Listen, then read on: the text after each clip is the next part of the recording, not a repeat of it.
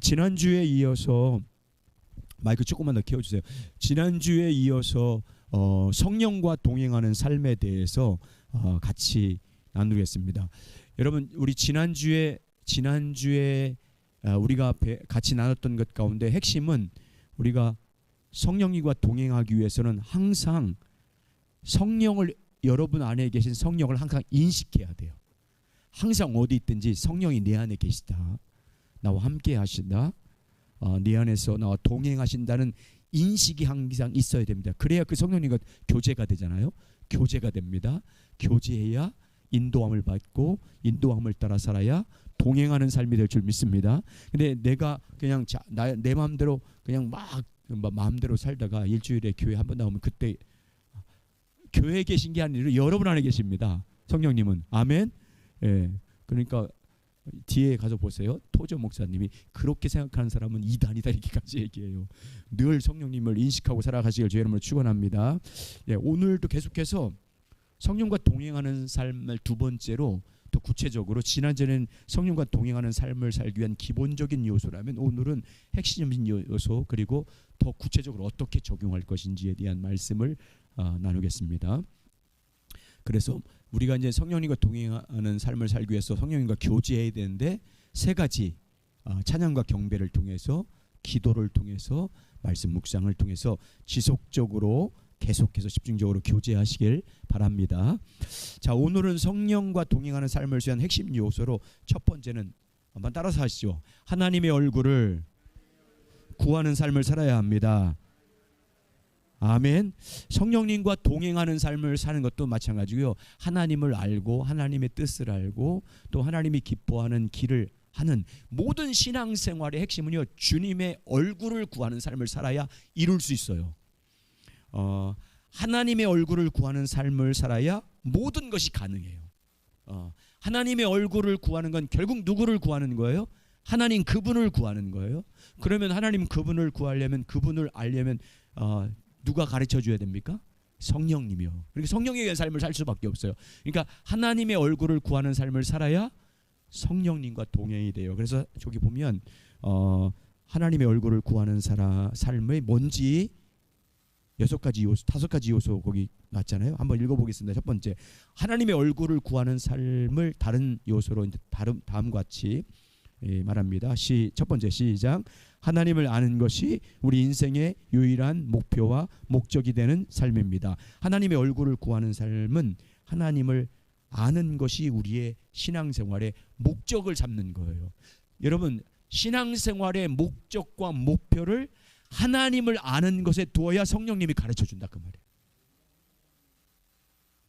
여러분, 하나님을 아는 것이 여러분의 신앙의 목적입니까? 아멘. 예, 신앙의 목적이 돼야 돼요. 하나님을 아는 것이. 두 번째, 하나님 얼굴을 구하는 삶이 뭔지. 두 번째, 시작. 하나님의 임재 가운데 머물기를 간절히 추구하는 것입니다. 다시 말하면 때를 따라 돕는 하나님의 은혜, 임재의 은혜를 구해야 돼요. 간절히 추구해야 돼요. 그러니까 하나님의 임재가 내 삶 가운데 뭐하기를, 나타나기를 갈망하는 삶을 추구해야 돼요. 성령이 내 안에 계신데 그분이 내 삶에 임재하신 그 성령이 나타나기를 추구하는 삶을 살아야 성령님이 임재하셔서 우리 가운데 동행하는 삶이 됩니다. 세 번째, 시작.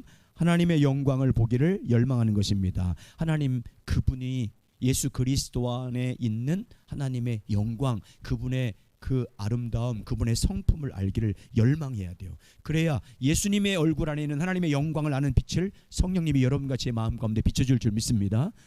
주님의 영광을 보기를 갈망해야 됩니다. 그러니까 항상 구할 때 주님의 영광 보기를 원합니다. 주님의 임재가 나타나기를 원합니다. 주님을 알기를 원합니다. 이렇게 날마다 우리 신앙생활에 그런 갈망이 있어야 돼요. 그래야 성령님과 동행이 될 수 있습니다. 네 번째, 시작. 하나님의 뜻과 목적과 길을 알아 그 가운데 행하기를 열망하는 삶입니다. 예, 하나님의 뜻과 길과 하나님의 목적은 누가 가르쳐 주세요? 성령님. 그러니까 우리가 하나님의 뜻을 알기를 열망하고, 뜻을 알고 그 가운데 서 있기를, 또 하나님의 길이 무엇인지 알고 그 길 가운데 내가 행하기를 열망하는 마음이 있어야 성령님이 가르쳐 줍니다. 다섯 번째, 시작. 하나님께서 예수님의 십자가와 부활을 통해서 이루신 승리를 삶에서 실제적으로 알고 하나님께서 말씀하신 삶을 실제적으로 배우기 원하는 삶입니다. 이제 뒤에서 좀 더 구체적으로 살피겠지만, 아니 사순절 기간에 제가 예수님의 십자가의 죽음과 부활을 통해서 이루신 7가지를 얘기했어요. 다 말할 수 있는 분이 있으면 좋겠다. 그러면 제가 저녁 사줄 수 있는데, 다 말할 수 있으면. 예수님이 십자가의 죽으심과 부활을 통해서 이루신 일이 뭐예요? 첫 번째가 우리 옛사람이 예수님과 함께 십자가에 죽었습니다. 이게요, 내 옛사람이 예수와 함께 죽었어요. 그래서 내 안에 사는 네가 내가 아니야. 누구예요? 성령님이에요. 예수님이에요. 그러니까 이 예수님이 십자가에서 이루신 일만 확실히 알면, 나 옛사람은 죽었어, 육신은 죽었어요. 그럼 뭘로 살겠어요? 내 안에 계신 성령님과 사는 거예요. 이게요, 예수님이 십자가에서 이루신 일을 확실히 알면 결국은 그건 성령으로 사는 삶이 이제는 아니지만, 결국 예수님이 십자가에서 대속을 완성하셔서 여러분과 저를 십자가의 대속을 통해서 완성하신 이유는 결국 주님과 성령과 동행하는 삶을 살게 하기 위한 것입니다. 이제 뒤에 더 구체적으로 나옵니다. 자, 그래서 우리가 전심으로 하나님을 찾을 때 이렇게 하나님의 얼굴을 구한다는 것은 다시 결국은 하나님을 알기를 사모하고 그분을 구하는 거예요. 여러분, 하나님 그분을 구하시길 주의 이름으로 축원합니다. 그럼 반드시 만나준다고 말씀했잖아요. 호세아 6장 3절인데 거기 호세아 6장 1절로 되어 있어요. 3절인데 제가 잘못 기록했어요. 우리가 힘써 여호와를 알자, 힘써 여호와를 알자. 그러면 여호와를 알기를 사모하면 그의 나타나심이 새벽빛같이 어김없나니 비와 같이 땅을 적시는 늦은 비와 같이 우리에게 임하시리라. 주님을 찾는 자들에게 주님은 새벽에 빛이 떠오르는 것처럼, 이른 비 늦은 비 내리는 것처럼 우리에게 임할 줄 믿습니다. 자, 그래서 오늘은 이제 하나님의 얼굴을 구할 때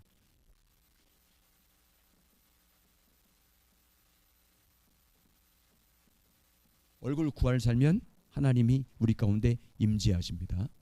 임재를 나타내십니다. 그러면 나타나는, 주님이 우리 가운데 거하시면 나타나는 열매, 금요 기도회 때 다 이제 가지오세 나누고 있는데, 첫 번째가 뭐냐면 하나님이 우리 가운데, 우리가 정말 주님을 알기를 사모하면서 하나님의 얼굴을 구하는 삶은 주님이 우리 가운데 반드시 임할 줄 믿습니다. 그 임하게 된 증거가 첫 번째 뭐예요? 하나님이 임재한 증거가 뭐냐면 하나님의 생명의 역사가 우리 가운데 나타날 줄 믿습니다.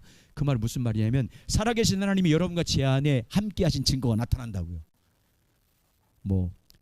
여러분, 우리가 기도할 때 하나님이 우리 기도를 응답하셨다, 우리 안에서 그 기도를 응답했다는 가장 첫 번째 사인이 뭐예요? 우리 마음에 평강을 주시는 거잖아요. 그래서 만나준 사람들에게 평강을 주잖아요. 거기 한번 보세요. 하나님이 임재하시면, 하나님의 얼굴을 찾으면 첫 번째 나타나는 게 1번 읽겠습니다. 시작. 하나님의 생명의 역사들이 회복됩니다. 읽겠습니다. 시작. 우리가 마음과 힘을 다하여 하나님을 찾으면 하나님께서 우리를 만나주시고 하나님께서 우리에게 임재하시면 하나님의 생명이 회복됩니다. 살아계신 성경에 살아 역사했던 그 하나님이 우리 안에도 나타난다, 그 말이에요. 생명이, 그게 생명이라고 말하지 않습니까? 거기 보면, 그래서 열심히 하나님을 구할 때 아사 왕과 그 백성들이 하나님을 구할 때 하나님이 만나 주셨습니다. 그러자 뭐가 나타났어요? 역대하 15장 15절 시작. 온 유대가 이 맹세를 기뻐한지라 무리가 마음을 다하여 맹세하고 뜻을 다하여 여호와를 찾았으므로 여호와께서 그들을 만나 주시고 그들의 사방에 평안을 주셨더라. 아멘. 여러분, 항상 하나님을 찾으면 하나님이 임재하시면 첫 번째 나타나는 것이 여러분과 제 안에 평안을 주십니다. 아멘. 평강을 주는, 그게 우리 가운데 나타나는 생명의 첫 번째 증거잖아요. 그리고 이제 하나님이 우리 가운데 임재하시면 여러분 뭐가 보일까요? 하나님의 길을 보여주십니다. 그러니까 우리가 하나님의 길이, 여러분 삶 가운데 여러 가지 면에서 우리가 하나님의 길이 뭔지 모를 때가 많잖아요. 그죠? 그때 어떻게 하라는 거예요? 하나님을 찾으면, 하나님의 얼굴을 구하면 하나님이 우리 가운데 임하셔서 그 길을 뭐 하신다는 거예요? 보여주신다. 이게요, 출애굽한 이스라엘 백성들이 가나안 땅까지 가는 과정에 다 보여줬어요. 갈 때마다 여러분 보세요. 하나님이 우리를 구원해 주시면 곧바로 그 길이 쫙 평탄하게 열리는 게 아니에요. 성경의 역사 보세요. 출애굽한 이스라엘 백성들이 애굽에서 430여 년에 나오자마자 시온의 대로처럼 가나안 땅으로 가는 길이 쫙 열렸습니까? 그때부터 문제가 많았습니까?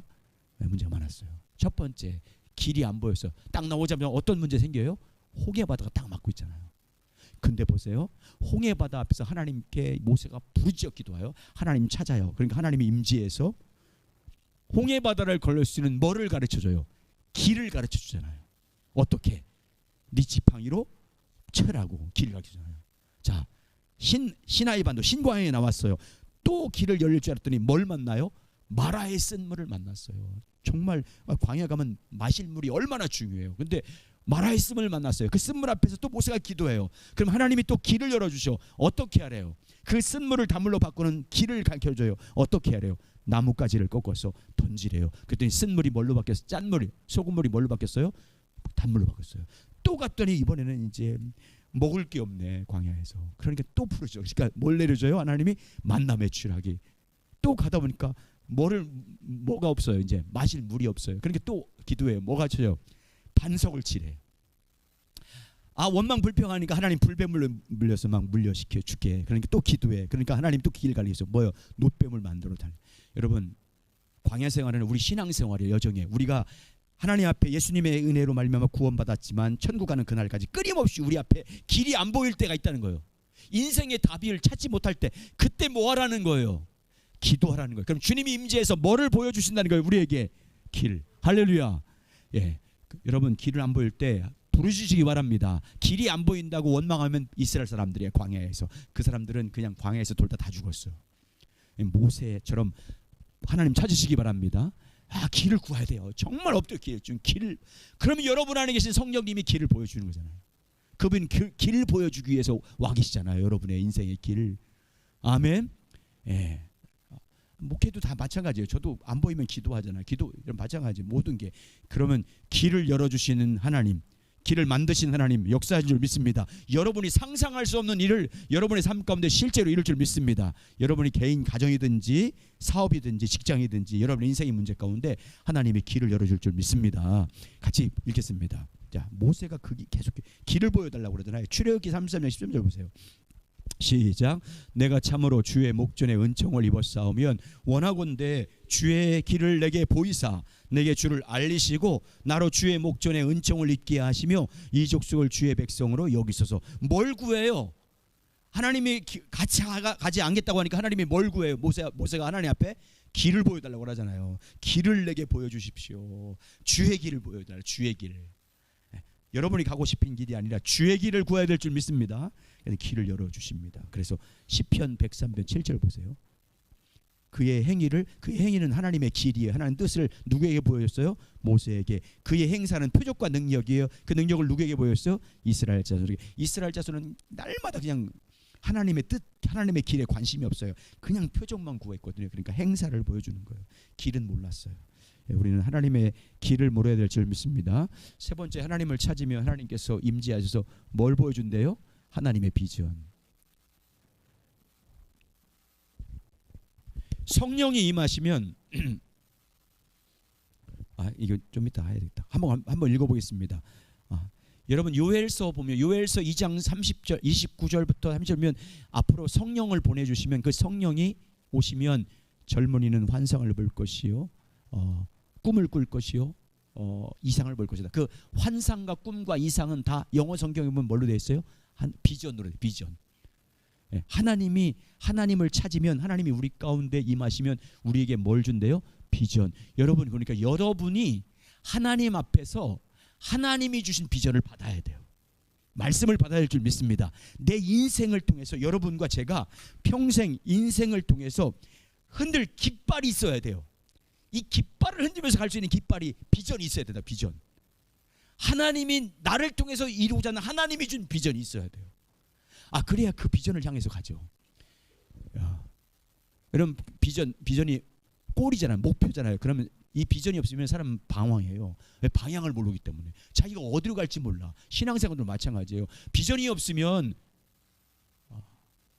뭐라고 했어요? 멸망하는 백성이라고 말하잖아요. 배회하는 사람이 될 수밖에 없어요.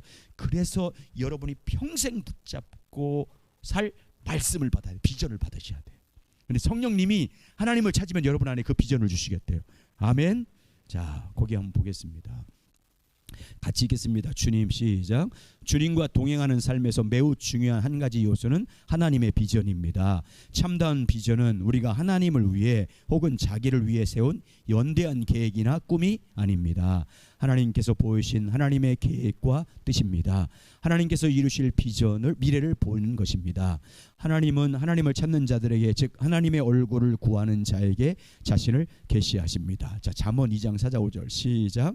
은을 구하는 것 같이 그것을 구하며 감춰준 보화를 찾는 것 같이 그것을 찾으면 여호와 경외하기를 깨달으며 하나님을 알게 되리라. 여러분, 지난 시간에 밭에 감추인 보화와 극히 값진 진주 비유했잖아요. 그게 결국은요 하나님의 비전이에요. 여러분, 우리가 하나님의 비전이 안 보이면 세상의 비전을 붙잡아요. 못 버려요.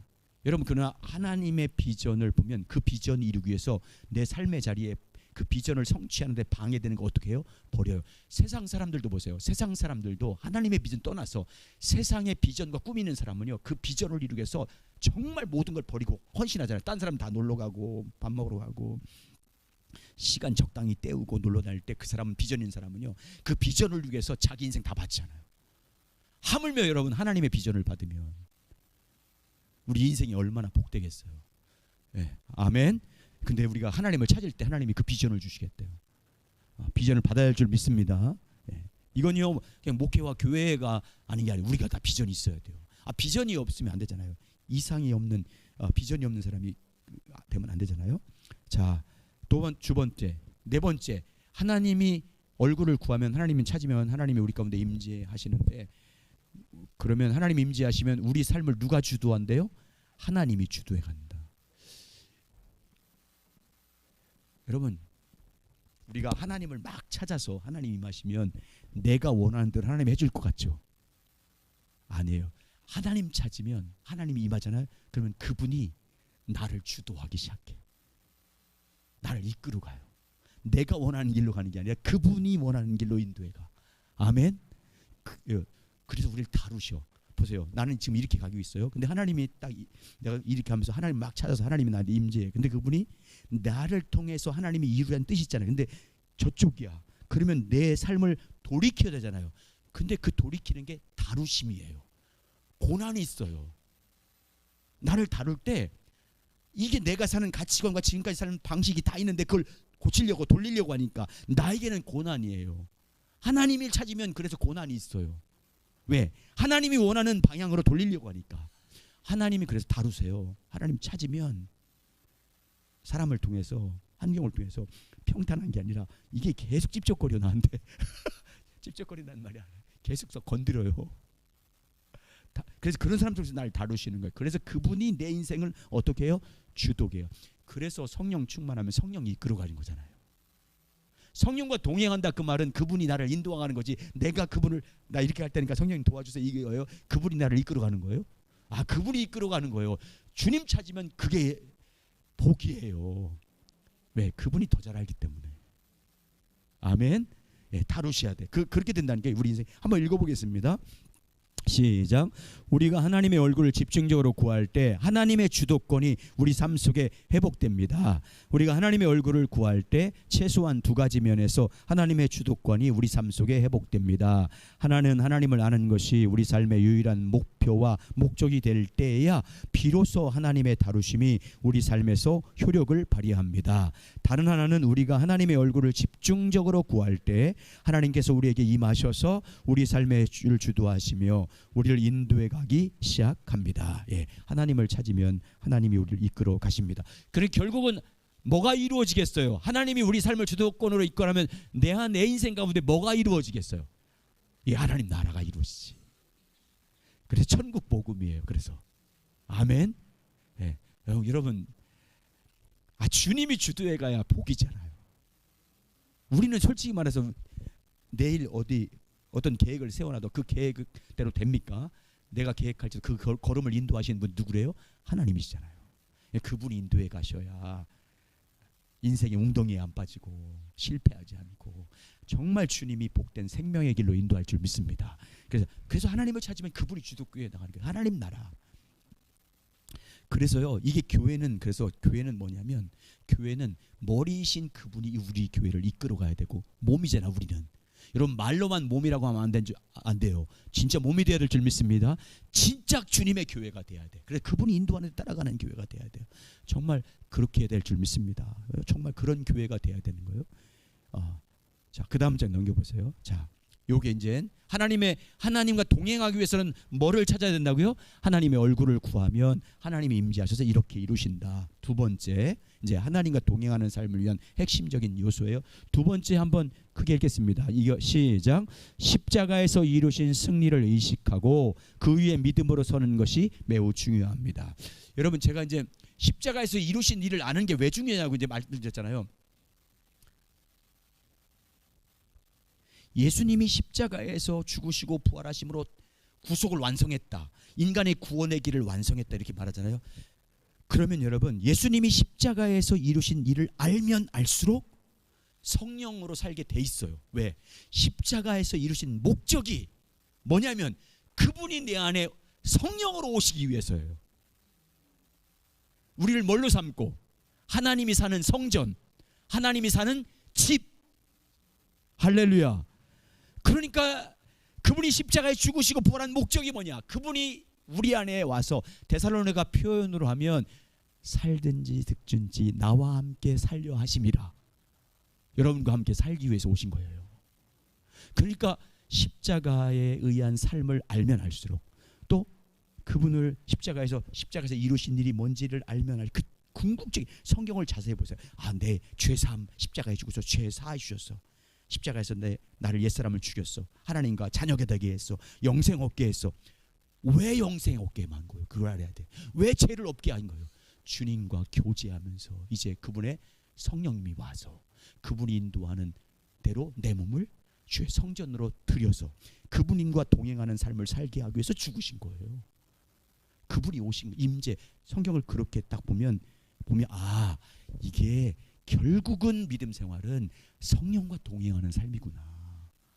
그게 믿음 생활의 본질이구나. 이걸 알게 된다. 그 말에 십자가에 대해서 알면 알수록. 자, 그래서 한번 거기 밑에 읽겠습니다. 시작. 오직 십자가, 오직 믿음, 오직 은혜, 오직 성령에 의한 삶은 참된 복음의 특징입니다. 서로 깊은 연관이 되어 있습니다. 오직 십자가, 오직 믿음, 오직 은혜의 삶을 사는 만큼 성령에 의한 삶을 살 수 있습니다. 다시 말하면 오직 십자가로 산다, 오직 믿음으로 산다, 오직 은혜로 산다. 그러면 결국은 뭘로 살게 돼 있다 그 말이에요? 성령으로 살게 돼 있다 그 말이에요. 아멘. 예, 그게 예수님이 십자가 대속의 완성 목적이에요. 그래서 여러분, 너희 몸이 성령이 거하시는 성전인 줄 알지 못하는, 이걸 잘 아시면 다 틀려요. 이게 성경이요. 왜 출애굽한 이스라엘 보세요. 이스라엘 백성들의 인생은 다 성전 건축이에요. 자, 애굽에서 나오자마자 시내산에서 말씀 받고 뭘 만들어요? 성막. 자, 그리고 이제 가나안 땅에 정착해서 솔로몬을 통해서 뭘 건축해요? 성전 건축해요. 애굽이 잘못하니까 성전을 막 없애버려. 바벨론 포로로 돌아갔다가 돌아와서 하서 뭘 건축해요? 성전. 뭐예요? 모형이에요. 모형. 우리가 그 성전 될 것이라는 걸 보여주는 거예요. 주님 거하시는. 결국은요, 성전 건축하는 게 신앙생활이에요. 내 몸을 내 안에 가시는 성령님의 인도하심을 따라서 그분의 생명으로, 말씀으로 나를 건축해 가서, 누가 거하시는 성전? 에베소 1장 2장 하나님이 거하시는 처소. 아멘. 그게 하나님 나라잖아요. 그러니까 성령으로 살아야 돼. 그래서 성령으로 말미암아 우리가 건축해야 됩니다. 자, 보세요. 예수님께서 십자가에 죽으심으로 첫 번째 이루는 것이 우리 옛사람이 죽은 거잖아요. 육신이 죽었어요. 그럼 뭘로 사요? 거기 보세요. 갈라디아서 5장 24절 25절 시작. 그리스도 예수의 사람들은 육체와 함께 그 정과 탐심을 십자가에 못 박았느니라. 만일 우리가 성령으로 살면 또한 성령으로 행할지. 여러분 생각해 보세요. 예수님이 십자가에 죽으신 이유 첫 번째는요, 우리 옛사람, 우리 육신이 예수와 함께 죽었어요. 아멘. 여러분, 여러분의 정과 욕심과 육체 그리고 옛사람은 예수님과 죽었다는 게 왜 중요하냐? 그걸 확실하게 성령을 통해서 알면 그럼 뭘로 살 거예요? 그러면 죽었으니까 뭘로 살아야 돼? 여러분 안에 계신 그리스도 뭘로 와 계세요? 성령으로 와 계시니까 내가 죽었다는 거 알면 육신이 예수와 함께 십자가에 죽었고 하나님에 대해서 사는 자가 되었다는 것을 정확하게 인식하면 성령으로 살게 돼 있어요. 그러니까 이 십자가의 구속을 은혜라, 그게 바로 그렇게 성령으로 연결되는구나, 이걸 알아야 돼요. 거기 같이 읽겠습니다. 우리가 시작. 우리가 순간순간 성령과 동행하는 삶을 살려면 순간순간 예수님, 하나님께서 예수님의 십자가를 통해서 이루신 그 승리를 인식하고 그 위에 믿음으로 굳게 서야 합니다. 예수님이 왜 십자가에 죽으시고 부활함으로 내가 예수와 함께 죽고 이제 내 안에 사는 이는 누구? 그리스도가 되었다는 걸, 이걸 정확하게 인식하면 그 성령으로 살게 돼 있다. 그래서 사도 바울이 나는 세상에 대하여 죽었다, 나도 죽었다, 이렇게 말합니다. 갈라디아 6장 14절 시작. 그러나 내게는 우리 주 예수 그리스도의 십자가 외에 결코 자랑할 것이 없으니 그리스도로 말미암아 세상이 나에 대하여 십자가에 못 박히고 내가 또한 세상에 대하여 그러하니라. 사도 바울은 나는 육신뿐만 아니라 나는 세상에 대해 죽었다. 그러니까 여러분 우리는 예수와 함께 여러분 세상에 대해 죽었다. 그러면 여러분 그걸 정확하게 나는 세상에 대해서 죽었어. 그러면 세상에 대해서 뭘 더 가지려고, 세상에 뭘 그거 얻으려고, 거기에 삶을 버린다는 얘기 아니라 거기에 목적이 안 되죠. 죽었는데 세상에 대해서 죽었다고 하잖아요. 그러면 어떻게 했어요? 하나님께 소망을 두고 사는 사람이 된다, 그 말을 하는 것입니다. 자, 계속 읽겠습니다. 여러분 이게 얼마나 중요한지, 여러분 이런 인식이 너무너무 중요해요. 시작. 바울은 예수님을 통해서 세상이 자기에 대하여 십자가에 못 박았다고 인식했습니다. 또한 자기가 세상에 대하여 십자가에 못 박혔다는 사실을 항상 인식하고 살았습니다. 그래서 바울은 오직 예수 그리스도의 십자가만을 자랑했습니다. 오직 성령에 의한 삶을 살았습니다. 우리가 성령에 의한 삶을 살려면 바울처럼 예수 십자가를 통해서 이루신 승리를 항상 인식하고 살아야 합니다. 육체와 함께 정욕과 탐심은 십자가에 이미 못 박았음을 인식해야 합니다.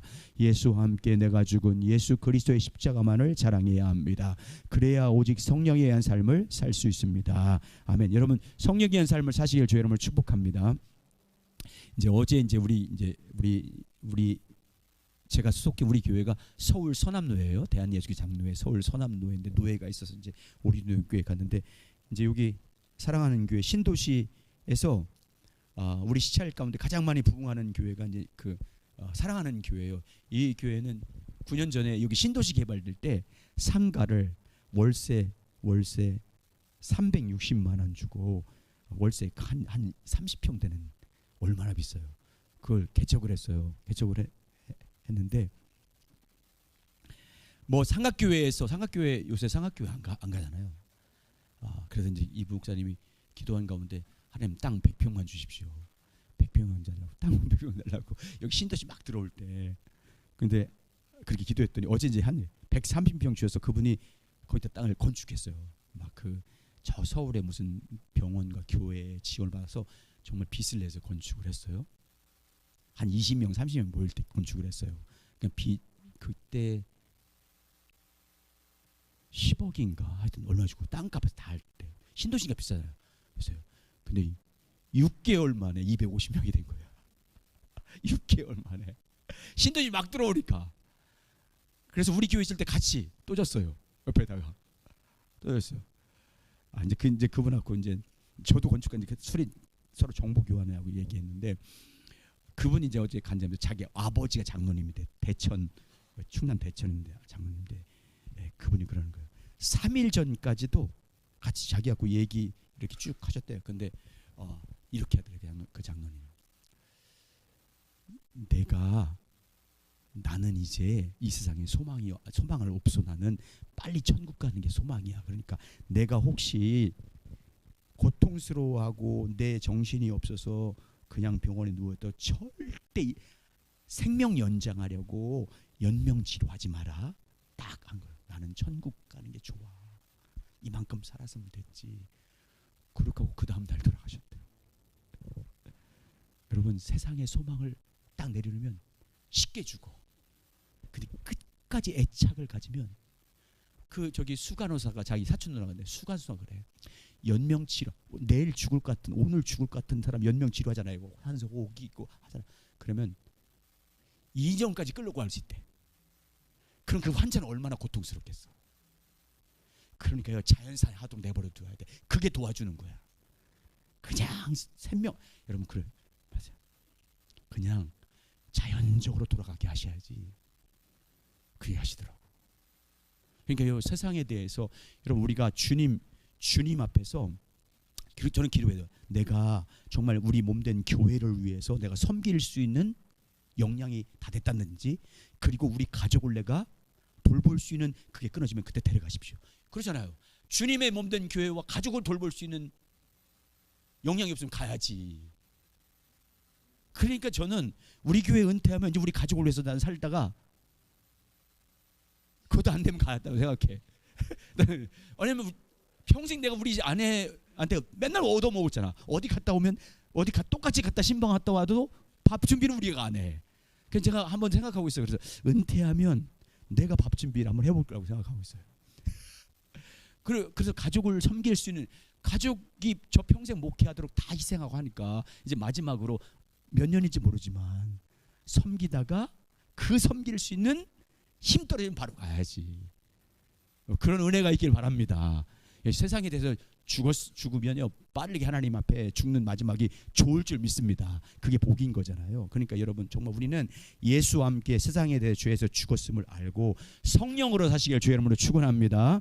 자, 성령, 그리고 이제 세 번째, 우리가 성령과 동행하려면 세 번째 읽겠습니다. 시작. 우리의 생각을 하나님과 하나님의 목적에 고정하는 것이 중요합니다. 절 보세요. 뭐냐면 우리 생각과 우리의 모든 마음이 어디가 있어야 된다고. 성령과 동행하려면 성령이 하시는 일에 가 있어야 된다 그 말이에요. 다 그 성령이 하신 일이 하나님과 하나님의 뜻을 우리 가운데 가르쳐 주는 거니까 그 일에 가 있어야 성령과 동행할 수 있다 그 말이에요. 한번 읽어보겠습니다. 읽어보는 게 아니라 설명하는 게 나아요. 이건 자 보세요. 여러분 로마서를 볼 때 1장에서 5장까지, 그리고 6장 7장 8장이 참 중요해요. 이때까지는 이제 교리. 여러분 1장에서 5장까지는 믿음으로 의롭다움을 받는다, 믿음에 대한 얘기를 해요. 근데 6장에서 예수와 함께 옛사람은 죽고 예수와 함께 하나님에서 살아난 자가 됐다. 자, 그런데 7장에서 사도 바울이 오라 나는 곤고한 사람이로다. 이 사망의 몸에서 누가 건져요? 아니 이렇게 생각하면 사도 바울이 생각한 거예요. 아니 예수와 함께 옛사람이 죽었고, 내가 옛사람이 육신, 정, 욕심, 죄에 대해 죽었고 하나님에 대해서 살았는데 7장에서 딱 보니까 그럼 내 속에서 내가 원하는 것은 하지 않고 원하지 않는 것을 하도록 하는 게 이게 뭔가? 자꾸만 나를 넘어지게 하는 이게 뭔가? 이 때문에 7장에 얼마나 고민했으면 이 사망의 몸에서 누가 나를 건져라 탄식하겠어요. 아니 죽었는데 내가 옛사람이 죽고 내 안에 사는 이가 하나님인데 왜 내 안에서 이렇게 나는 하나님의 뜻대로 살지 못하고 여전히 넘어지고 내 원하는 것은 하지 않고 원하지 않는 것만 자꾸만 할까? 그래서 결론이 뭐예요? 이게 내가 아니라 내 안에는 죄구나. 그래서 이 죄, 이게 사망으로 나를 끌고 가고 있구나. 여전히 내가 내 몸에서, 육신 안에서. 그래서 8장에서 그럼 이 죄와 사망부터 나를 건져낼 게 뭐냐? 생명의 성령의 법이 죄와 사망에서 해방됐다는 걸 깨달은 거예요. 그래서 로마서 1장 보세요. 이 말은 여러분 얼마나 놀라운 고백이에요. 로마서 8장 1절과 2절은요 놀라운 고백이에요. 시작. 그러므로 이제 그리스도 예수 안에 있는 자에게는 결코 정죄함이 없나니 이는 그리스도 예수 안에 있는 생명의 성령의 법이 죄와 사망의 법에서 너를 해방해서. 넘기지 마세요. 보세요. 깨달은 거예요. 이렇게 계속 고민. 나는 예수 그리스도를 믿음으로 말미암아 누구도 나를 너는 죄인이야, 너는 심판받아야 돼, 이렇게 정죄할 사람이 없다는 걸 깨달았어요. 그리고 이 여전히 역사하는 죄와 사망의 법으로 해방되는 길은 다른 길 없다. 생명의 성령의 법, 성령께서 날마다 가르쳐주는 생명의 법을 따라 살아야 내 안에서 역사하는 이 죄와 사망의 법도 해방될 수 있구나를 깨달은 거예요. 그러니까 여러분 죄와 세방으로부터 해방되는 길은요 생명의 성령의 법으로 살아야 돼. 여러분 생명의 성령의 법으로 살면 80% 이상은 다 치유돼요. 왜? 내가 지금 내 안에 계신 성령님이 주시는 생명의 말씀을 따라 사니까 여러분 거의 모든 게 회복돼요. 여러분 보세요. 예수님이 귀신을 쫓아내고 병든 자를 치유할 때 뭘로 했어요? 생명의 성령의 법으로 했어요. 봐, 내 안에 계신 하나님이 성령을 통해서 말씀하실 때 그 말씀대로 태어나니까 귀신이 나간 거예요. 내 안에 계신 성령님이 인도하는 대로 병자를 손 놓고 기도하니까 치유된 거예요. 그래서 예수님은 나는 스스로 아무것도 하지 않는다. 내 속에서 역사하는 그분의 인도, 그게 뭐예요? 생명의 성령의 법으로 살았다 그 말이에요. 여러분 생명의 성령의 법으로, 그래서 누구를 위해서 치유할 때도 그냥 기도하는 게 아니라 우리가 원하는 거, 내 안에 계신 성령님의 인도하심을 따라 기도하면 나을 줄 믿습니다. 그게 그 얘기하는 거예요. 그러니까 성령의 일에 마음이 가 있어야 돼요. 자, 그 다음 장 넘겨보겠습니다. 그래서 이렇게, 자, 그래서 8장은요, 로마서 8장은 다 성령에 대한 이야기예요. 성령으로 살면 안 된다는 것을 계속 강조해요. 성령으로 살아야 된다. 성령으로 살아야 된다. 계속. 그래서 성령과 육신을 대비해서 말해요. 로마서 8장 4절과 9절 시작. 육신을 따라 하지 않고 그 영을 따라 행하는 우리에게 율법의 요구가 이루어지게 하려 하심이니라. 육신을 따르는 자는 육신의 일을, 영을 따르는 자는 영의 일을 생각하나니 육신의 생각은 사망이요 영의 생각은 생명과 평안이니라. 육신의 생각은 하나님과 원수가 되나니 이는 하나님의 법에 굴복하지 아니할 뿐 아니라 할 수도 없습니다.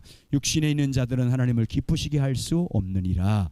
만일 너희 속에 하나님의 영이 거하시면 너희가 육신에 있지 아니하고 영에 있나니 누구든지 그리스도의 영이 없으면 그리스도의 사람이 아니냐. 아멘. 야, 저 질문 보면 하나님의 백성은 어떤 사람이래요? 4절에 하나님의 백성은 어떻게 하는 사람이래요? 육신을 따르지 않고 뭐를 따르는 사람이래요? 성령을 따라 사는 사람이에요. 영을 따라. 하나님의 사람은요, 여러분 우리는 육신은, 그래서 아까 옛사람은 예수와 함께 뭐 했어요? 죽었습니다. 우리는 성령을 따라 행하는 사람인 줄 믿습니다. 근데 육신을 따르는 사람은 그 생각 중심, 그 중심이 뭐예요? 뭘만 생각한대요? 5절 보세요. 육신을 따르는 자는 뭐만 생각한대요? 육신의 일만 생각한다 그 말이에요. 육신의 일. 그 육신의 일이 뭔지 그 밑에 나와 있어요. 육신의 일만, 성령을 생각하지 않고 육신의 일을 생각한다. 갈라디아서 5장 19절 21절 시작. 육체의 일은 분명하니 곧 음행과 더러운 것과 호색과 우상숭배와 주술과 원수 맺는 것과 분쟁과 시기와 분냄과 당지는 것과 분열함과 이단과 투기와 술취함과 방탕함과 또 그와 같은 것들이라. 전에 너에게 경계한 것까지 경계하노니 이런 일을 하는 자들은 하나님 나라를 유업으로 받지 못할 것이요. 대표적으로 그러니까 우리가 성령을 따라야 살 사람이 육체를 따라 육신을 따라 사는 사람은 이런 일만 생각한다 그래요. 늘 미워하기나 하고 날마다 음나는 생각이나 하게 되고 날마다 분쟁하고 갈라지고 이런 것만 술취 이런 것만 생각하고 그런 일만 생각하게 된다 그 말하는 거예요. 그런데 성령을 따르는 사람은 그 생각의 중심이 뭐래요? 5절 다시 보시면 영을 따라 성령을 따르는 사람은 뭐만 생각한대요? 영 하나님의 일을 생각한다 그 말이에요. 성령을 따르는 사람은 하나님의 일, 하나님의 뜻이 뭘까, 하나님의 일이 뭘까를 생각하게 된다 그 말입니다. 그래서 육신을 따르는 결과가 뭐예요? 6절 보세요. 육신의 생각의 결과는 뭐예요? 사망. 근데 성령을 따르는 결과는 뭐예요? 생명과 평안이라. 결국은 그러니까 우리는 뭐를 따르는 사람이라 그 말이에요? 성령을 따라. 그래서 그 다음 저 보세요. 그 다음 지금 한 성령 육체의 생각과 하나님의 관계를 어떻게 설명하고 있어요? 7절 8절 육신의 생각은 뭐래요? 하나님과 원수가 된대요. 원수. 육체를 따르면 하나님과 원수 된다. 또 8절 보면 육신에 있는 사람은 뭐예요? 하나님을 기쁘시게 할 수 없다. 그러니까 우리가요 하나님을 기쁘시게 하고 하나님과 동행하고 하나님과 친밀한 관계가 회복되려면 뭘로 살아야 된다는 거예요? 성령을 따라 살아야 된다. 성령의 일을 생각해야 된다. 그걸 말씀하고 있는 거예요. 그러므로 여러분도 정말 우리는 성령을 따라 살길 주의 이름으로 축복합니다. 자, 거기 정리한 것만 읽어보면 더 정리될 거예요. 자, 시작. 하나님의 백성은 육체를 따르지 않고 성령을 따르는 사람들입니다. 5절 8절은 육체를 따르는 자들, 즉 불신자들의 삶의 특징을 말하고 있습니다. 육체를 따르는 자는 그의 생각의 중심에 육체의 일들이 있습니다. 갈라디아서 5장 19절에서 21절에 나오는 육체의 일들은 그 일부에 불과합니다. 육체의 생각을 따르는 결과는 사망입니다. 성령의 생각을 따르는 결과는 생명과 평안입니다. 육체의 생각은 하나님과 원수가 됩니다. 야, 그 다음 장 넘겨보시죠. 정리하는 거니까. 자, 그래서 이제 같이 읽겠습니다. 시작. 그러나 이 구절은 단순히 불신자들의 특징을 말하고 있는 것이 아닙니다. 성령의 인도하심을 따르는 삶을 사는 하나님의 백성들에게 그렇게 살지 말라고 경고합니다. 로마서 8장 12절 14절 시작. 그러므로 형제들아 우리가 빚진 자로 돼 육신에게 져서 육신대로 살 것이 아니라 너희가 육신대로 살면 반드시 죽일 것이로되 영으로서 몸의 행실을 죽이면 살리니 무릇 하나님의 영으로 인도함을 받는 사람은 곧 하나님의 아들이라. 우리가 구원을 받고 성령이 우리 가운데 거해도 그 성령으로 살지 않고 여전히 육신과 옛사람의 모습을 따라서 육체를 따라 산다 그 말은 내 안에는 죄를 따라 산다 그 말이잖아요. 죄를 따라 살면 결국 우리 몸이 사망에 이를 수밖에 없다 이 말을 하고 있는 거잖아요. 그래서 하나님의 백성 하나님의 자녀의 특징은 뭘로 사는 사람이 하나님의 자녀래요? 성령을 따라 사는 사람이 14절에 무릇 하나님의 영으로 인도함 받는 사람이 곧 하나님의 아들 자녀다 이렇게 말하잖아요. 계속 있습니다. 시작. 하나님의 백성의 가장 전형적인 삶은 성령의 인도하심을 받는 삶을 사는 것입니다. 성령의 인도함을 받는 삶을 사는 것을 위해 매우 중요한 것 중에 하나는 우리의 모든 생각, 의지, 애착을 성령의 일에 고정하는 것입니다. 성령의 인도를 따라 하나님과 하나님의 목적에 우리 마음을 고정하고 사는 것입니다. 우리가 성령과 동행하는 삶을 사는 데 있어서뿐 아니라 우리 신앙 전반에 걸쳐 가장 중요한 요소 중 하나는 사도 바울처럼 앞에 있는 둯대를 향하여 달려가는 것입니다. 여러분 사도 바울이 빌립보서를 썼을 때는 3차 전도 여행을 마치고 어디 감옥에 갇혔을 때요? 로마 감옥에 갇혔을 때요. 그러니까 얼마나 그동안에 3차 전도 여행 때까지 소아시아와 마게도냐와 아가야 지방에 얼마나 많은 교회를 건축했고 얼마나 많은 성도들을 구원했습니까? 그런데도 보세요. 지금까지 이룬 것에 대해서 소망이 없어요. 앞에 있는 푯대 하나님이 부르신 그 푯대만을 바라보고 가는 거예요. 여러분 우리가 내가 지금까지 이렇게 한 일 저렇게 한 일에 거기에 소망 두면요 성령의 일에 속한 사람이 안 돼요. 거기에 붙잡혀서 육신에 빠져요. 그 자랑에. 사도 바울은 다 잃어버리고 나는 이미 그렇게 많은 걸 이루었다도 나는 이루었다고 생각하지 않는다.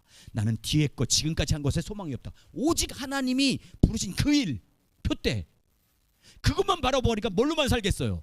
성령으로만 살게 되는 거예요. 여러분 푯대가 여러분 우리에게 분명히 있어야 돼요. 여러분 보세요. 제가 만약에 내가 교회를 위해서 이렇게 헌신했고 수고한 거기만 붙잡혀 있어 보세요. 미래에 대해서 하나님이 부르신 소망을 당해서 성령의 인도함 따라 살겠어요? 여전히 육신 그것만 자랑하겠어요? 이것만 자랑해요. 그게 죽는 거예요. 그래서 마지막에. 그래서 여러분 우리는 푯대를 향해 달려가야 될 줄 믿습니다. 자 그래서 계속해서 푯대에 대해서 사도 바울이 계속 강조해요. 자 빌립보서 3장 12절 14절 시작. 내가 이미 얻었담도 아니요 온전히 이루었담도 아니라 오직 내가 그리스도 예수께 잡힌 바 된 그것을 잡으려고 달려가노라. 형제들아 나는 아직 내가 잡은 줄로 여기지 아니하고 오직 한 일 즉 뒤에 있는 것은 잊어버리고 앞에 있는 것을 잡으려고 푯대를 향하여 그리스도 예수 안에서 하나님이 위에서 부르신 부름의 상을 위하여 달려가노라. 아멘. 여러분 푯대를 향해서 하나님의 거룩한 부르신 그 뜻을 향해서 달려가시길 주의 이름으로 축복합니다. 그래서 계속해서 그 골로새서 3장 1절 2절은 위의 것을 찾으라. 그래서 위의 걸. 또 고린도후서 4장 18절 주목할 것은 보이는 것 세상이요 보이지 않는 것에 소망을 두래요. 보이지 않는 것에 소망을 두라. 히브리서 3장 1절 있습니다. 시작. 그러므로 함께 하늘의 부르심을 받은 거룩한 형제들아 우리가 믿는 도리의 사도시며 대장이신 예수를 깊이 생각하라. 우리는 어디에 부르심을 받은 사람들이에요? 하늘의 부르심을 받은 사람입니다. 그러니까 우리는 하늘의 소망을 두고 살아야 될 줄 믿습니다. 우리 육신의 생명은 누구로부터 받았어요? 땅에서. 누구로부터? 부모로부터 받았잖아요. 우리 육신의 생명. 그래서 육신의 생명은 죽으면 어디 들어가요? 땅으로 돌아가요. 근데 우리가 거듭난 생명은 누가 주신 거예요? 예수 그리스도는 하나님의 생명이에요. 하늘로부터 온 생명이에요. 그러니까 우리 죽으면 그 영혼은 어디 가는 거예요? 하나님 나라. 속사람이라고 하잖아요. 속사람. 그러니까 여러분 보이지 않는 영원한 곳에 소망 두시길 바랍니다. 그래서 예수만 바라보래. 넘기겠습니다. 6페이지.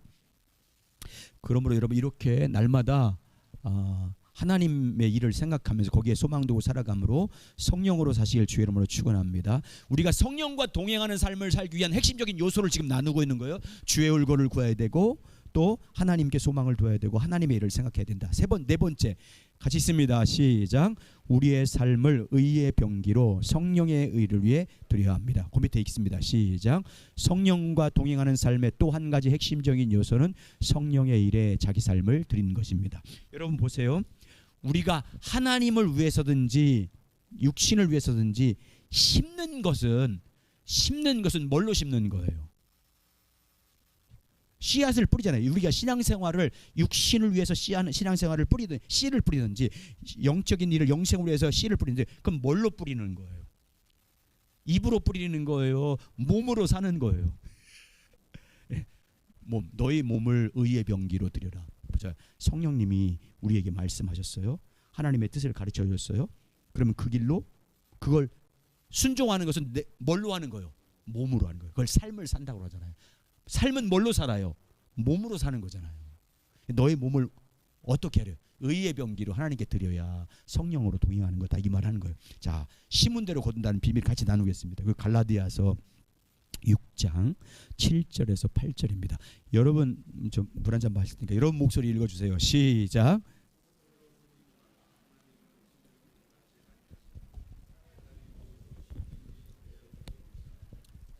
죄를 위하여 심는 자는 육체로부터 썩어질 것을 거두고 성령을 위하여 심는 자는 성령으로부터 영생을 거두리라. 자, 여기 질문 보시면 하나님이 세우신 변하지 않는 한 가지 법칙, 절대 진리, 불변의 법칙이 뭐래요? 무엇을 심든지 사람이 무엇을 심든지 뭐예요? 그대로 거두는 거예요. 이게 하나님이 정한 불변의 법칙이에요. 하나님은 뭐든지 심은 대로 거두게 하시는 하나님인 줄 믿습니다. 여러분 그래서 뭐래요? 이 법을 인정하지 않는 사람은 스스로 뭐 하는 사람이래요? 속이는 사람이래요. 왜? 하나님은 심은 대로 무엇을 심든지 여러분과 제가 무엇을 심든지 심은 대로 거두기 때문에 그 법칙을 인정하는 것은 하나님을 어떻게 하는 거래요? 업신여길. 여러분 하나님은 업신여김 받지 않아요. 왜? 반드시 심은 대로 거두게 하시기 때문에.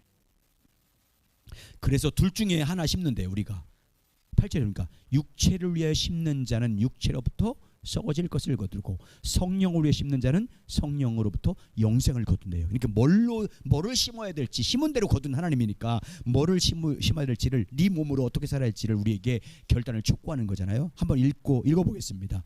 시작. 하나님께서 세우신 불변의 법칙 중 하나는 사람이 무엇을 심든지 그대로 거둔다는 것입니다. 그 법칙을 인정하지 않는 것은 자기 자신을 스스로 속이는 행동입니다. 하나님을 업신 여기는 행동입니다. 우리는 우리의 인생을 육체를 위해 심든지 혹은 성령을 위해 심을 것입니다.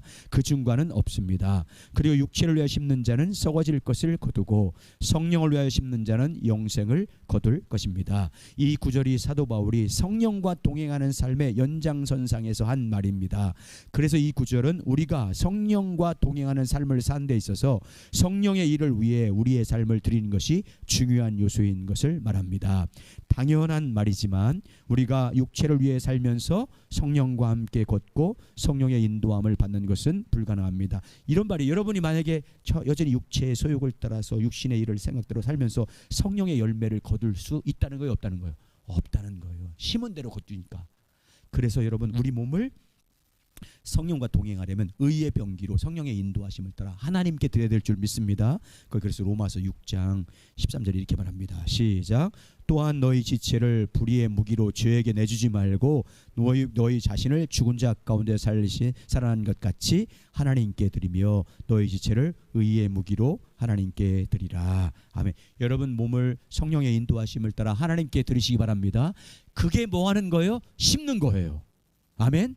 심는 거예요. 하나님 성령이 인도하는 대로 사는 게 심는 거예요.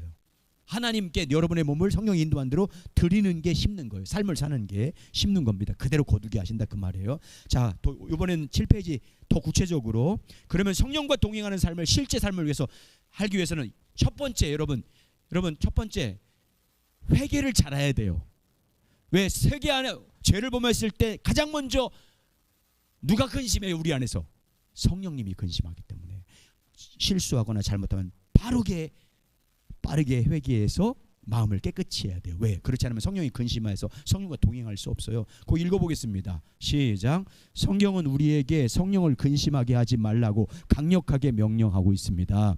술 취함, 방탕, 간음, 그리고 도둑질 등 우리가 흔히 죄라고 인식하는 죄들뿐 아니라 것, 용서하지 않은 것, 후욕하는 것, 그리고 상대방을 판단하는 것 등 관계의 죄들끼리 모든 성령을 근심케 합니다. 여러분, 우리는 뭐 술 취함이나 간음 같은 그런 윤리적인 죄뿐만 아니라 사람과의, 우리 교우와의 관계에서 누구에게 상처 주고 관계가 깨고 서로 미워하고 원수, 그러면 여러분 안에서 누가 근심하겠어요? 예, 그러니까 빨리 회개해야 된다 그 말이에요. 마음을 깨끗이 하라 그러면 빨리 회개해야, 그래야 성령님이 인도하지 계속해서. 근데 그거 만약에 관계 안 풀고 누구 용서하지 않고 미워하는 계속 관계, 여러분 상처 주고 상처 받고 그렇게 해보세요. 그러면 여러분 안에서 성령이 계속 탄식하는 거, 그러면 성령과 동행이 안 돼요. 속히 회개해야 될 줄 믿습니다. 관계 풀어야 되는 거 계속 있습니다. 시작. 성령과 동행하는 삶에 있어서 한 가지 중요한 요소는 우리가 성령을 근심하게 할 때 그것을 곧바로 알아차리고 회개하고 거기서 돌이키는 것입니다. 광야 생활하던 이스라엘 백성들은 반복적으로 하나님께 범죄하고 하나님을 배반하고 하나님을 대적하고 하나님을 시험하고 하나님의 분노가 활활 타오르게 했습니다. 다시 말해서 그들은 반복적으로 성령을 근심케 했습니다. 그러나 그들은 그 사실을 전혀 몰랐습니다. 그러니까 성령과 동행이 안 됐어요. 여러분, 모세가 인도한 거지 백성이 성령과 동행한 게 아니에요. 그래서 백성들은 결국은 원망불평한 늘 성령을 근심케 했기 때문에 광야에서 돌다 다 죽잖아요. 그걸 보여주고 있는 거예요. 여러분, 우리는 정말 성령과 동행하는 삶이 되어야 할 줄 믿습니다. 그러려면 성령을 근심하게 하지 마야 돼요. 성령을 근심하지 않게 하는 것은 뭐예요? 회개예요. 빨리 풀어야 돼요. 빨리 풀어야 돼요. 빨리 풀고 빨리 회개하고 잘못을 고백해야 성령께서 우리 안에서 근심하지 않습니다. 두 번째, 성령과 실제적으로 동행하려면 두 번째 있습니다. 시작. 하나님의 임재를 믿음으로 구해야 합니다. 여러분, 성령과 동행하는 삶을 살기 위해서는 여러분 성령을 더 구하시기 바랍니다. 그 말은 내 안에 계신 성령이 내 삶을 통해서 뭐하도록? 나타나도록 구해야 된다 그 말이에요. 누가복음 11장 11절 13절 시작. 너희 중에 아버지 된 자로서 누가 아들을 생선을 달라 하는데 생선 대신 뱀을 주며 알을 달라 하는데 전갈을 주겠느냐. 너희가 악할지라도 좋은 것을 자식에게 줄 줄 알거든 하물며 너희 하는 아버지께서 구하는 자에게 성령을 주시지 않겠느냐 하시니라. 여러분, 정말 성령을 사모하시길 바랍니다. 성령님 내 안에서 나타나십시오. 임재로 나타나십시오. 소망하시기 바랍니다. 여러분, 주님은 사모하는 영혼에게 나타나시는 거예요. 여러분, 정말 여러분 안에 계십니다. 그 계신 성령님이 여러분이 경험돼야 되잖아요. 그걸 구하시기 바랍니다. 성령을 구하라고 그래서 성령을 계속 구하잖아요. 어떻게 구하래요? 갈급함으로 구하래요. 요한복음 7장 37절 39절 시작. 명절 끝날 곧 큰 날에 예수께서 서서 외쳐 이르시되 누구든지 목마르거든 내게로 와서 마시라. 나를 믿는 자는 성경에 이른 것 같이 그 배에서 생수의 강이 흘러나오리라 하시니 이를 그를 믿는 자들이 받을 성령을 가르쳐 말씀하신 것이라. 예수께서 아직 영광을 받지 아니하셨으므로 성령이 아직 그에게 계시지 아니하시더라. 여러분, 그 말씀을 보면 여러분 누구에게 주님께 나오래요? 목마르거든 내게로 와서 마셔라. 목마르거든 내게 와라. 내게 오라. 그러니까 우리가 주님 할 때 성령을 구할 때 어떤 마음으로 구하라는 거예요?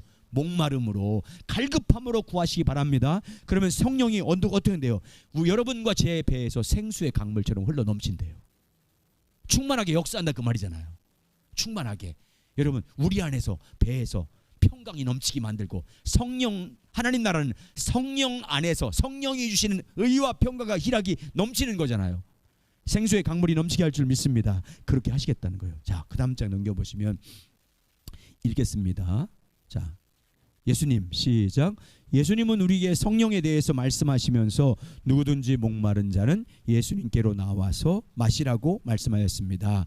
하나님은 갈급한 자를 채워주십니다. 그러므로 우리는 더 깊게 성령과 동행하는 삶과 더 큰 성령의 능력을 지속적으로 갈급하고 사모해야 합니다. 하나님은 우리가 이렇게 갈급한 것을 기뻐하십니다. 그리고 그러한 갈급함을 채워주시기를 기뻐하십니다. 아멘. 그래서 팔복에서 어떤 사람이 복이 있대요? 심령이 가난 자는 복이 있나니, 의에 줄이고 목마른 자는 복이 있나니, 애통하는 자는 복이 있나니. 다 뭐를 구하는 거예요? 하나님, 성령을 구하는 거잖아요.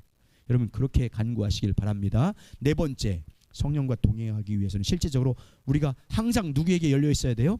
성령께 항상 마음이 열려 있어야 됩니다.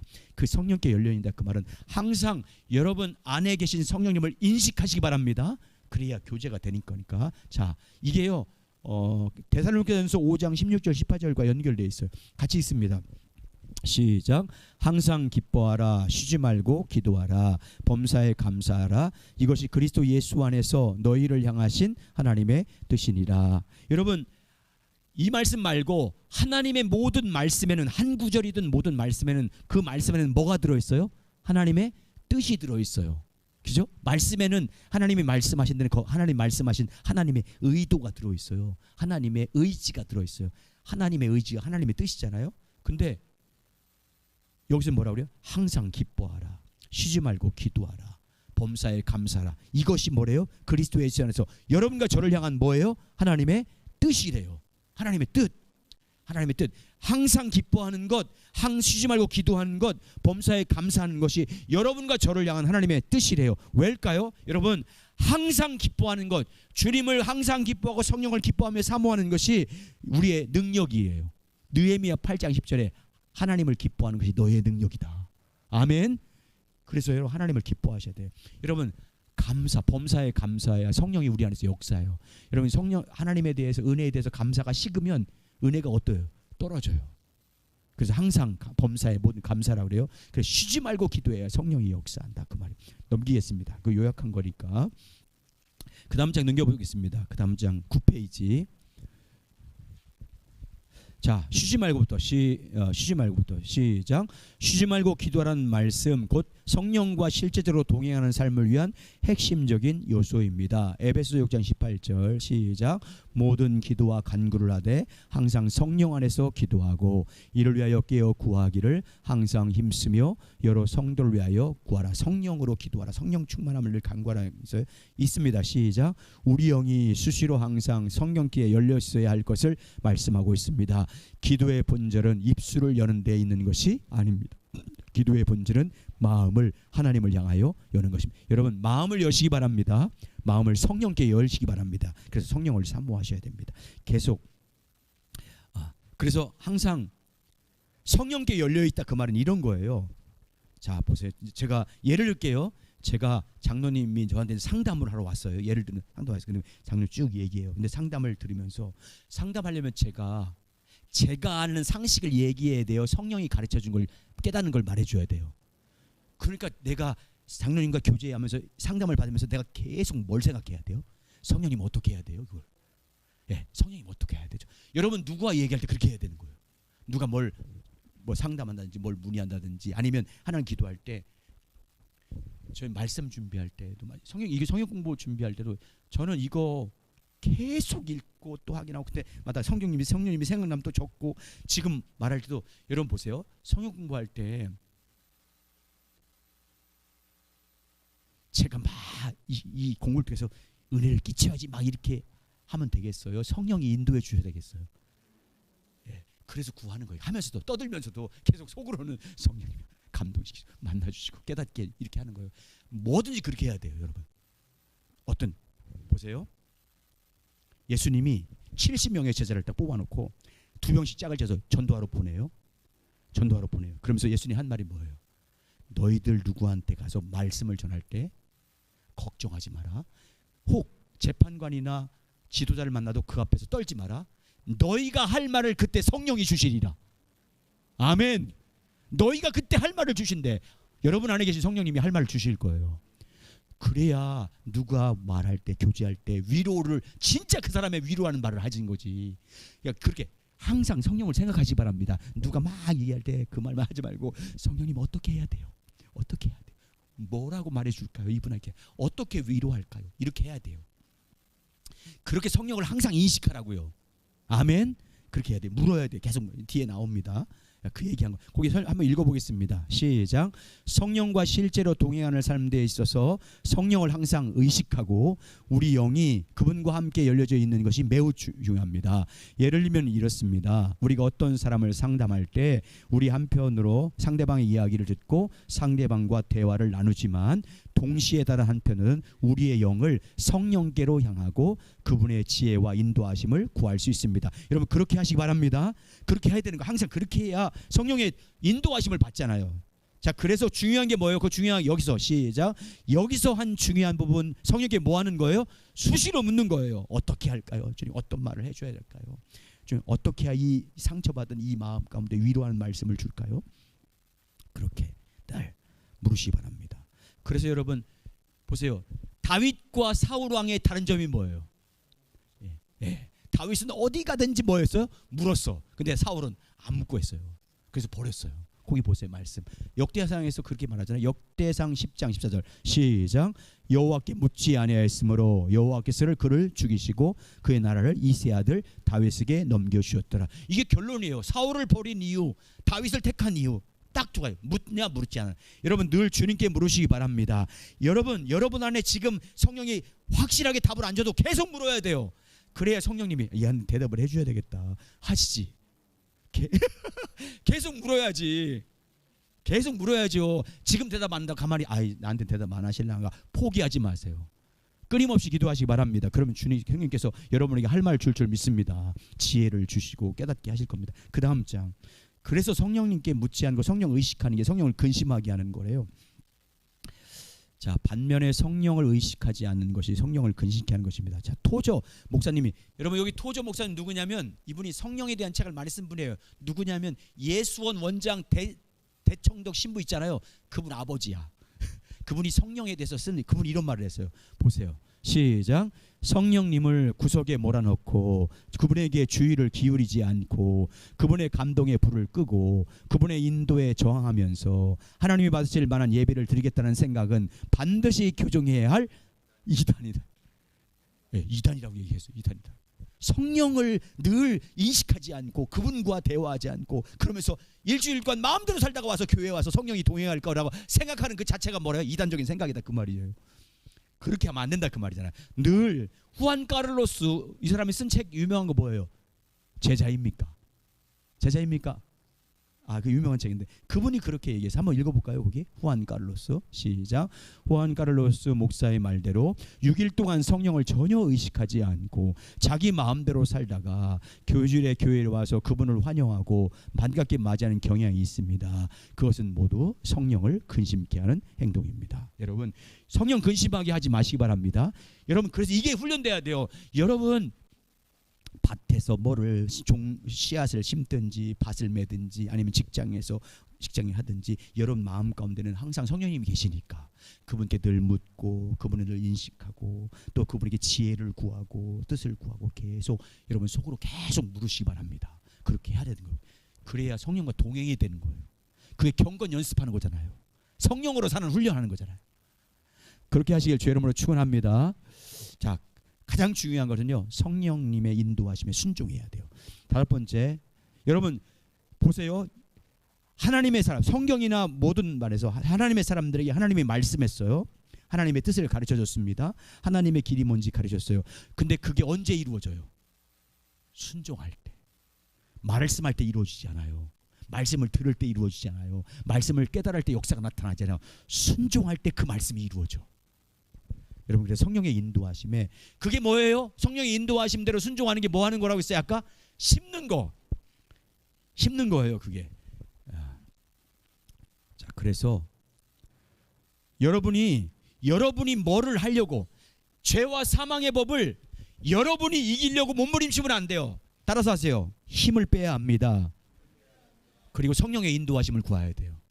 여러분의 힘을 빼고 성령의 인도하심을 구해야 돼요. 여러분 수영할 때 수영 잘하는 분 계세요? 수영 잘하시는데 우리 이종욱 수영장 다니셨죠? 예. 저는 이제 군대에서 7월달 8월달면 2달 동안 해병대는 의무적으로 바닷가에서 수영을 해. 계속해서. 근데 수영 배울 때 처음 배울 때 몸에 힘 주면 어떻게 될까요? 가라앉아요. 힘을 딱 빼야 돼. 네. 그래서 배영을 처음에 딱 배영을 딱 누우면 신기하게 떠요. 힘을 빼야 돼. 여러분 힘을 빼고 성령의 인도하심을 그래야 하나님의 뜻이 이루어질 줄 믿습니다. 그래서 성령이 인도하는 거 다른 거예요. 여러분 보세요. 여기 이제 제가 그런 예를 써놨는데 이런 거예요. 제가 조금 전에 얘기했죠. 성령 공부를 인도하는 찬양 인도자가 찬양 인도자는 자기가 찬양을 통해서 성도들에게 은혜를 끼치려고 그래. 그러니까 찬양 인도할 때 그냥 열심히 어떻게 해서 이 성도에게 은혜 끼칠까. 그래서 자기 방법으로 막 해. 근데 은혜를 안 끼치는 것 같다. 이 자기가 원하는 대로 안 따라오면 그냥 더 세게 해. 그러면 안 돼. 힘을 빼고 내가 마음으로부터 내가 먼저 성령이 인도하심을 받아서 찬양을 해야 돼요. 그래 성령이 인도한 대로 찬양을 하면 성령이 나를 먼저 감동시키고 나 안에 은혜 주신 대로 그 은혜가 흘러가서 성도들 가운데 은혜가 될 줄 믿습니다. 예, 제가 말씀을 인도할 때도 마찬가지예요. 예, 그냥 내가 힘을 빼지 않고 내가 어떻게 이 설교를 통해서 우리 성도의 은혜 막 그렇게 해봤자 성령이 하셔야지. 사람의 마음의 변화와 감동은 누가 하는 거예요? 성령이 하시는 거예요. 그러니까 여러분의 모든 것을 성령의 인도하심에 맡기시기 바랍니다. 순종하셔야 돼요. 자, 거기에 한번 성령의 인도를 따르려면 또 있겠습니다. 시작. 우리가 성령의 인도하심을 따르려면 우리의 힘을 빼야 합니다. 성령과 동행하기 위해서는 내 힘을 빼야 합니다. 예를 들면 이렇습니다. 젊은 찬양 인도자들이 찬양을 가지고 어떻게 하든지 예배 분위기를 끌어보려고 노력합니다. 자기 힘을 빼야 합니다. 잠잠히 주님을 바라보면서 마음으로부터 주님을 예배하기 시작해야 합니다. 마음으로부터 주님을 찬양하기 시작하면 성령께서 운행하시기 시작할 것입니다. 성령의 인도하심을 따라가면 됩니다. 이것은 찬양 인도뿐만 아니라 우리 삶의 모든 부분에서 다 마찬가지입니다. 여러분 잠잠히 주님 바라보시고 주의 인도하심을 구하시기 바랍니다. 여러분이 뭘 하려고 하지 말고 인도하심을 구해서 인도하는 대로 따라가기만 되는 거예요. 그럼 성령이 하실 줄 믿습니다. 근데 성령의 인도하심을 따르려면 전제가 있어요. 따르려면 무조건 따라야 돼요? 분별을 해야 돼요? 분별을 해야 돼요. 거기 그래서 성령의 인도하심 따르면 먼저 분별해야 돼요. 감지 있습니다. 성령의 인도 시작. 성령의 인도하심에 순종하기에 앞서 당연히 성령의 인도하심을 분별하는 것이 먼저입니다. 성령의 인도하심에 순종하는 것이 죄지만 동시에 올바른 분별이 없이 성령의 인도하심에 무작정 순종하는 것은 매우 어리석고 위험한 일입니다. 중요한 일일수록 더욱 신중하게 분별해야 합니다. 여러분 영적 분별력 구하시길 바랍니다. 그래서 핵심은요. 성령의 인도하는 대로 순종하는 것이 핵심이에요.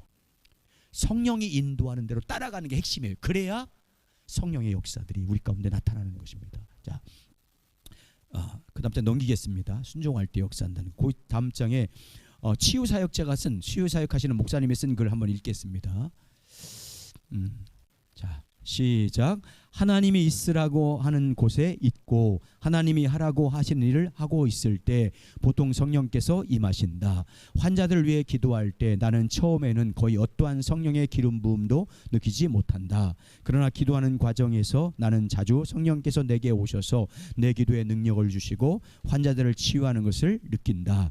나는 예수님께서 완전한 결과를 약속하셨기 때문이 아니라 나에게 병든 자들을 치유하라고 명령하시기 때문에 기도하기 시작한다. 여러분 그러니까 성령이 인도하신 대로 할 때 치유의 역사가 나타날 줄 믿습니다. 그래서 예수님은 그래서 생명의 성령의 법으로 하신 거예요. 자기 안에 계신 하나님이 인도한. 여러분 요한복음 5장부터 12장까지 예수님이 계속 하신 말씀이 나는 스스로 하지 않는다. 내 안에 계신 그분이 일하시니 나도 일한다. 그분이 말씀하신 것을 나는 대언한다. 계속 그러잖아요. 우리가 그렇게 성령의 인도하심을 따라야 될 줄 믿습니다. 계속 읽겠습니다. 시작. 예수님은 우리가 예수님의 명령에 순종하여 모든 민족에게 복음을 전하고 그들에게 예수님께서 분부한 것을 가르칠 때 땅의 모든 권세를 가지고 우리와 함께 하시겠다고 약속하셨습니다. 여러분 보세요. 우리는 그렇게 얘기해요. 세상 끝날까지 너희와 항상 함께 있으리라. 이 말씀만 붙잡아. 근데 전제가 뭐예요? 너희가 땅 끝까지 가서 복음을 전할 때 내가 세상 끝날까지 너희와 항상 함께 있으라고 말했어요. 그러니까 뭐가 먼저인 거예요? 주님이 인도하는 대로 가서 복음을 전할 때 그때 함께 하겠다는 거예요. 세상 끝날까지. 먼저 여러분 보세요. 아브라함 부를 때 제가 이제 창세기 12장 이제 새벽에 하는데 창세기 12장 지금 11장인데 12장 걸 준비해놨어요. 근데 12장 1절과 3절에서 이렇게 말해요. 2절에서 내가 너를 큰 민족을 만들 거야. 여러분 아브라함 택한 민족은 큰 민족을 만드는 거예요. 큰 민족이 뭐예요? 하나님 백성 하나님만 섬기는 나라 세우겠다 그 말이에요. 너를 통해서 두 번째, 내 이름을 창대하게 할 것이다. 세 번째, 넌 복이야. 그래서 너를 축복하는 사람 내가 다 축복할 거야. 너를 싫어하는 사람 내가 다 저주할 거야. 그것만 붙잡으면 안 돼요. 뭐 할 때? 고향 친척 아버지 집을 따라서 내가 보일 땅으로 가면 뭐가 먼저예요? 하나님의 인도한 대로 따라가는 게 먼저예요. 그러면 큰 민족이 될 것이다. 이름이 창대해질 것이다. 복이 될 것이다. 아멘. 성령의 인도한 대로 때문에 복이 되는 거예요. 내가. 아멘. 내가 큰 민족, 나를 통해서 내 자손들이 다 구원받는 하나님을 섬기는 나라가 되는 거예요. 나를 통해서 하나님이 내 이름을 어떻게 해요? 존귀하게 해주는 거예요. 그분 따라가면. 그러면 여러분 성령의 인도하는 대로 가르친 대로 순종할 때 하나님이 함께 하시고 하나님이 행하시고 하나님의 능력으로 역사할 줄 믿습니다. 근데 하나님의 인도는 성령의 인도는 따르지 않고 뭐 큰 민족이 되게 해주십시오, 창대하게 해주십시오. 그럼 돼? 안 되지. 하나님은 말씀대로 되신 분인데, 말씀대로 이루신 언약의 하나님 신실하신 분인데 그분의 인도하심을 가란데 내가 보여줄 땅으로 가라 하는데 거기는 안 가. 그리고 큰 민족을 이루어달라고 복이 되게 해달라고 하면 안 되죠. 하나님 말씀하신 원리에 안 맞으니까. 먼저 성령의 인도하심을 따라가면 복은 자연적으로 오는 거예요. 그건 기복이 아니야. 그건 하나님이 주신 분복이에요. 분복. 아멘. 분복이야. 마땅히 주를 따르는 사람이 누려야 할 분복이에요. 능력과 성령과 권세는요 마땅히 주를 따르는 자에게 주시는 분복이에요. 그러니까 우리가 성령의 인도하심을 따라야 되는 거예요. 자, 그래서 여러분 더 중요한 것은요, 보세요. 지금 내가 하나님을 아는 지식이 1이에요. 근데 성령님이 그 1로 인도했어. 따라가면 뭘로 커지겠어요? 2로 커져요. 또 따라가면 뭘로 커지겠어요? 4로 커지는 거야. 여러분 신앙은요 매듭을 짓는 거예요. 매듭을 하나씩 좋아하는 거예요. 언제 매듭이 질까요? 성령의 인도한 듯 따라가면 그분이 은혜 주셔서 믿음이 한 단계 올라가는 거예요. 그래서 믿음에서 믿음에 이르게 하나니, 영광에서 영광에 이르게 하나니, 은혜에서 은혜에 더하더라, 이렇게 되는 거예요. 근데 성령의 인도하심을 안 따라가면 악순환이 되는 거예요. 인도한 듯 따라가면 선순환 되고. 아멘. 그래서요 믿음이 자라가는 거잖아요. 계속해서 인도하는 따라. 그리고 하나님이 우리에게 뭘 하나씩 벗겨서 하나님의 비밀을 누구에게 보여주겠어요? 성령의 인도한 대로 따라가는 사람에게 보여주겠어요? 성령의 인도한 대로 안 가는 사람에게 보여주겠어요? 안 보여줘. 이런 사람에게는 가야지 보여주지. 따라가야지 보여주죠. 더 큰 걸 비밀을, 더 큰 비밀을 알려주고 더 큰 진리를 성경을 통해서 깨닫게 하시고. 내 친구 목사님은 여기 부천에 개척한 지 지금 꽤 됐는데, 개척교회니까 이게 교회가 요새는 정말 개척교회가 진짜 안 돼요. 상가 큰 교회 이렇게 얻어서 2층까지 오는데 너무 힘들어했는데, 그러니까 이 친구가 잘한 게 뭐냐면, 교회가 이제 부흥 안 되고 한 20-30명이니까 뭐 신방하는 것도 날마다 뭐 할 수도 없잖아요. 얼마나. 그러니까 날마다 성경만 읽었대. 그래서 몇 번 읽었어? 150번 읽었대. 150번을. 성경이 너무 그냥 그 성경의 새로운 진리를 열어주시니까 정말 너무 감격해, 막 기뻐하고 있더라고요. 여러분, 성령님께서 여러분에게 그 말씀 묵상이나 기도를 통해서 더 깊이 가서 성령이 깨닫게 하시는 대로 가면 하나님이 더 큰 비밀을 보여주시는 거예요. 성경이 열린다는 말을 하는 거예요. 그래서 여러분, 성령의 인도하심을 따라 가지 않으면 그 사람에게 왜 열어주겠어요? 따르지도 않는데. 성령과 동행이 안 돼요. 그러니까 여러분, 작은 감동에도 따라가시기 바랍니다. 그러면 그 감동이 점점 어떻게 크리센도처럼 커지는 거예요. 그래서 하나님의 뜻이 선명하게 보여지고 길이 뿌옇던 게 뭐예요? 선명해지는 거예요. 점점점 선명해지는 거잖아요. 성령 인도한 대로 따라가야. 그래서 눈을 열어서 밝게 보게 할 줄 믿습니다. 그런 삶이 되시기 바랍니다. 그래서 마지막에 하나님은 순종하는 자에게 자신을 더 뭐 한다고요? 계시하십니다. 읽겠습니다. 시작. 하나님은 성령께 순복하고 자신의 삶을 성령께 드리는 자들에게 자신을 계시하시고 그들을 하나님과의 친밀한 교제 가운데로 인도하십니다. 요한복음 14장 20절 21절 시작. 그날에는 내가 아버지 안에, 내가 아버지가 내 안에, 너희가 너희 있는 것을 너희가 나의 계명을 지키는 자라야 나를 사랑하는 자니 나를 사랑하는 자는 내 아버지께 사랑을 받을 것이요 나도 그를 사랑하여 그에게 나를 나타내리라. 그날에 성령이 오시는 그날에는 내가 아버지 안에 아버지가 내 안에 있는 것처럼 너희도 내 안에 내가 너희 안에 있을 것이다. 그래서 그분이 인도하는 대로 따라가서 그분 말씀을 준행하면 나도 너에게 뭐 한대요? 나타나겠다. 요한일서 2장 5절 6절 시작. 누구든지 말씀을 지키는 자는 하나님의 사랑이 참으로 그 속에 온전하게 되었나니 이로써 우리가 그의 안에 있는 줄을 아노라. 그 안에 산다고 하는 자는 그의 행하는 대로 자기도 아는. 여러분 주 안에 산다는 의미가 뭐라는 거예요? 주 안에 산다는 말이 뭐라는 거예요? 내가 항상 주님은 내 안에 거하라 내 안에 거하라. 사도 바울도 주 안에 거하라 주 안에. 그 주 안에 건다는 말이 뭐라는 거예요? 성령이 인도하는 대로 사는 거다. 그래서 여러분 요한일서 2장 27절에 기름 부으심을 따라 사는 것이, 다시 말하면 성령이 가르쳐준 대로 따라가는 것이 주 안에 거하는 거다 이렇게 말하잖아요. 주 안에 거하는 것 우리 내가 말한다고 되는 게 아니고 여러분 안에 계신 성령님이 가르쳐주는 대로 따라가는 것이 주 안에 사는 거예요. 아멘. 그렇게 주 안에 사시기를 주의 이름으로 축원합니다. 그래서 우리의 삶을 통해서 정말 그래서 여러분 안에 계신 성령님과 주님 앞에 가는 그날까지 동행이 되길 예수님의 이름으로 축복합니다.